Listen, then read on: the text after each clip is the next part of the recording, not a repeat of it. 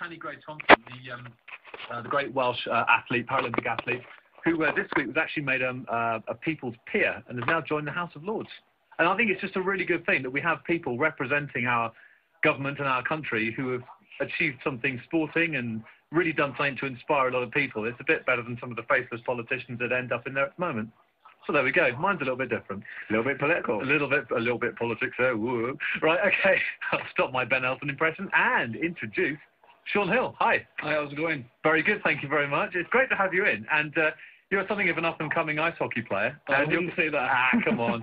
Don't put yourself down now. The interview's just started. But you play for the Cardiff Bay Lightning. That's right, yeah. Do you want to tell us a little bit about the side, where you came from, how it got started, stuff like that? Yeah, sure. Basically, we've been running now for about 3 years. Like I say, we are up-and-coming side.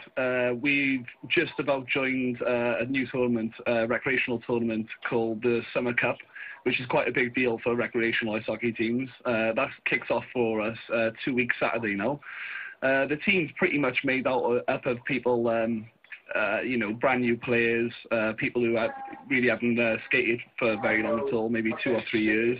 And then you've got a couple of old-timers, and I guess you could say, some of the guys have been playing, since they were 6, 7 years old, and they're now 35. The veterans. The veterans, yeah. It's a total mix of people. It's about having a good time, But this new tournament we've just entered into now, the Summer Cup, is quite a big deal for us. So that kicks off in 2 weeks. And what sort of sides will you be facing in the Summer Cup? Is it sort of nationwide, or is it still fairly local? It's pretty much nationwide. We won't be travelling anywhere further really than Sheffield. You've got I think it's 8 teams we'll be facing against. I'm really the wrong person to be asking. I'm the captain of the team, and all the boys keep messing around and jesting that I'm probably the worst player on the team for knowing where our up-and-coming fixtures are. So I knew this would come up. I've done some research here. It looks like Swindon, Peterborough, Solent, which is Southampton way, I suppose, Bristol, Solihull, Basingstoke and Chelmsford. Oh, Solihull's in there, are they? Yeah. Oh, God. You know what I mean? I was hoping they wouldn't be there. Oh, dear. Sheffield's a fair old trek. Yeah, we just came back from Sheffield now on the weekend. It was interesting. Good result? It could have been better. Okay. Let's not talk about it. You've been on a 3-match winning run, so did that one bring it to an end then? I think it was 4-match winning run there. Update your website then. Yeah. No, yeah. I brought it to end. I think we lost 7-3. So it's a bit disappointing, travel 4 hours to get up there and 4 hours back, and to come away with a loss isn't good. But it was a challenge match, so we got to get our head screwed on now for the Summer Cup. So, and what made you get into the sport in the first place? It's quite a funny thing actually. I think I was about 11 years old, and it was Christmas Eve. I remember watching the TV with my sister. It was quite late, and a film came on called Youngblood. Have you ever heard of that? Yeah.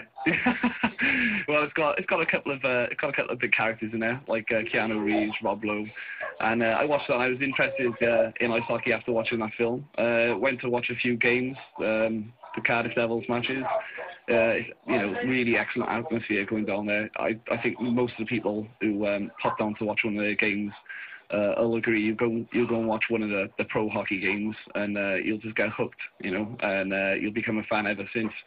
And that's how it started off with me. I went for a tryout when I was 12 for the junior development system. Unfortunately, didn't get in at that time. Worked hard for about a year and managed to get into the junior development system when I was 13 years old. And it went on from there. It's a fantastic sport, and I would recommend anybody giving it a go. Well, you say you might recommend anybody to give it a go. Now, the thing is with ice hockey, it's not a mainstream sport.